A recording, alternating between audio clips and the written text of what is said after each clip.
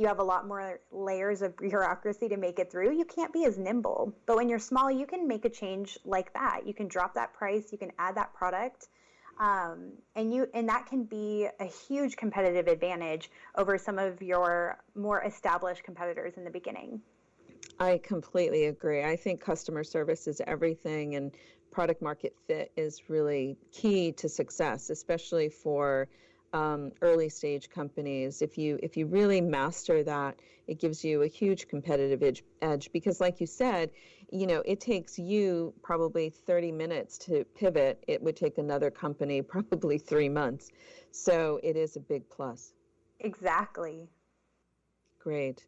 Well, let me ask you a couple other questions. And so this is a new area. I'm going to ask you to imagine you could wave a magic wand, and if you could, what one thing that drives you crazy do you wish that someone would find a solution for that, if they did, would really help your productivity and or your sanity?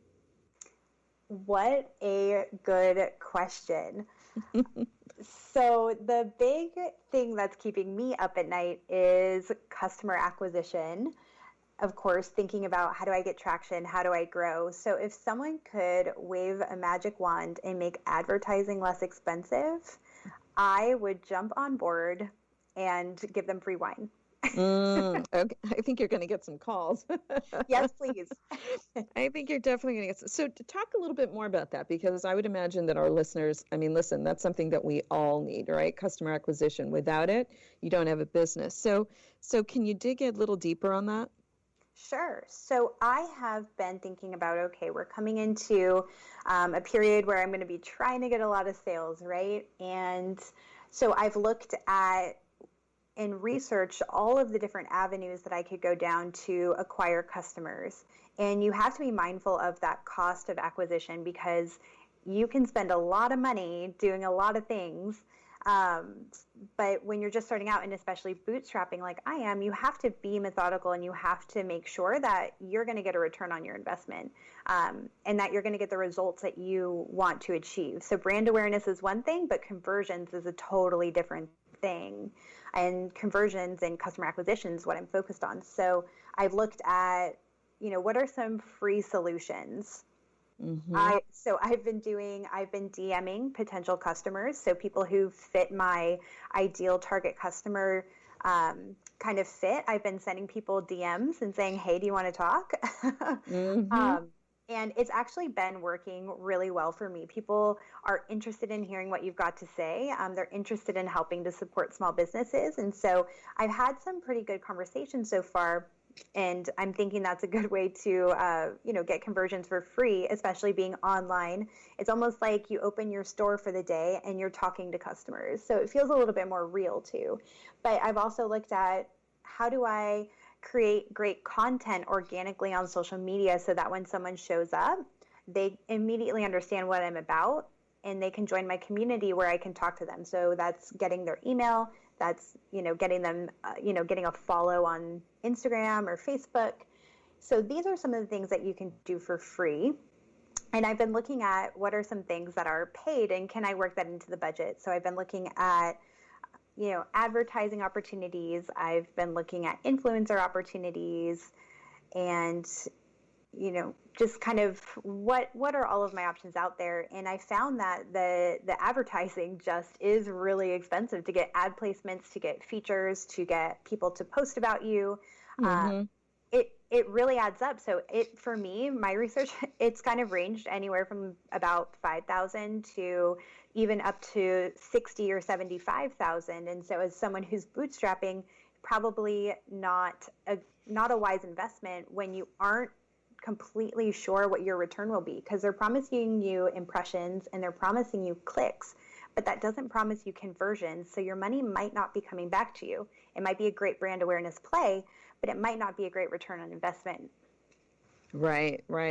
It's interesting that you say that because actually one of the first companies that I founded assesses fraud in social media, especially influencer fraud, and looks at fake impressions, fake clicks, fake followers, all of that. Yeah. Because, you end up spending a lot of money. You're absolutely right, in order to reach your audience. And then you don't always know whether you're going to get those conversions. And sometimes you don't know if people have actually been honestly acquiring those followers as well.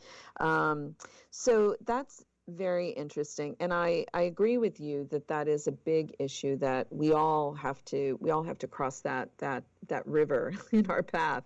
Yeah. And I think one great way to address that, if you're lucky enough to get it, is great free press.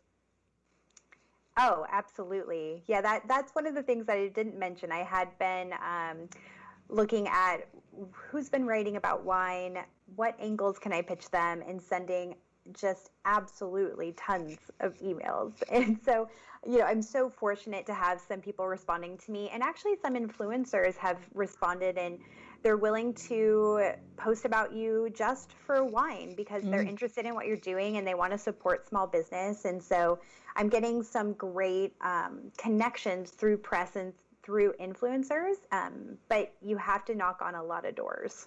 Right. Yeah, no, that's a ton of work. So let me ask you an advice question. If there was an entrepreneur out there who's listening today, and hopefully there's many, but if there was one who had a burning question and was just starting out, what one piece of advice would you give him or her that you wish somebody had told you when you were starting out? Oh, what a good question. The one piece of advice. I mean, I feel like people have given me so much good advice.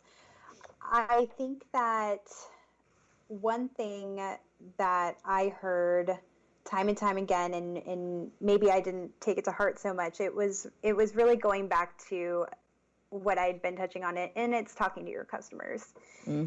If there's one thing that you do before you start your company, talk to potential customers. Once you start, keep talking, keep asking. And it can be really challenging too, because they might tell you that they don't like the path that you're going down, and they might tell you that it's too expensive, or they might share really good insights that, like for me, change your course of business and turn your idea into something that's even bigger than it ever was before. But, take that feedback, really, just keep a log of it. Write it down, hold on to that. And some things, be willing to be flexible, be willing to listen, be willing to change. And sometimes, you will get advice that you don't want to implement. I've had some people, tell me that, I should do a 2-pack of wines or something like that. And that's just not the right fit, because it ends up, long story short, it's just not a good fit for me. And so sometimes you get advice and it doesn't work. Sometimes you get advice and it's the thing that you needed to hear. I share one example about how I didn't want to do a reds only pack, because personally for me, I believe that if I'm curating the wines for you, I want you to enjoy the wines that I chose, because I'm thinking about you and I'm thinking about what you're doing and I'm sharing information. And so these are wines that you can truly enjoy right now, and you should be expanding your palate because it's part of the experience of wine. But a friend said, well, what if someone wanted to pay you for a reds only pack? You wouldn't give it to them? And so I was like, well, of course I would. So then I added the reds only pack on my website. And, it's one of those things where if you listen to customers and you listen to feedback and, you're bold enough to implement it and ask those questions, and, because feedback hurts sometimes. But if you're bold enough to do it, it can really pay off. Yeah, I think that's actually a great, great, great story and good advice, because it's true. You start a company, you have a vision for what that company will look like and what your product will look like. And then you get out there and you realize that some of your assumptions were all wrong. You've made it way too complicated.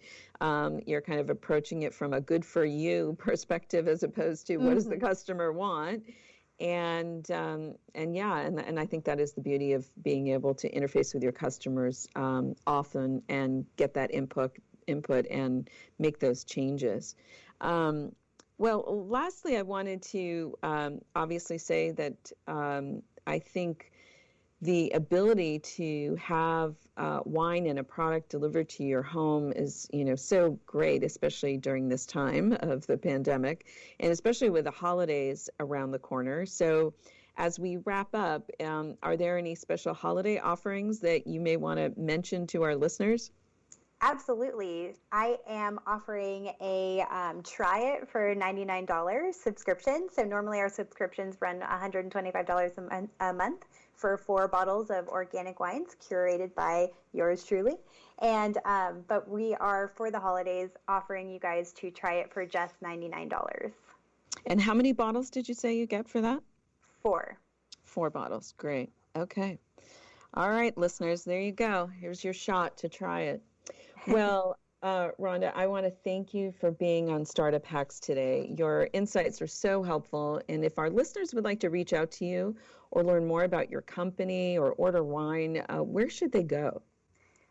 Please reach out if you guys are interested in learning more from me, or getting recommendations on wine too. I'm always good for that.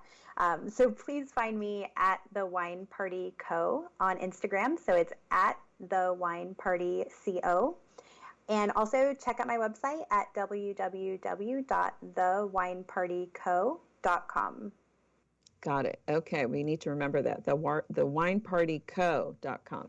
Okay, perfect. Well, thank you again, and tune in next week for more Startup Hacks. We have another great show you won't want to miss on the secret female founder strategies that can save you time and money when building your business. This podcast is brought to you by Women Entrepreneurs Global, the first startup studio and digital do-it-yourself startup platform for women. For more information on our guests, this podcast, and many other female founder programs, please visit womenentrepreneurs.global. I'm your host, Fernanda Carapina. We'll see you next week.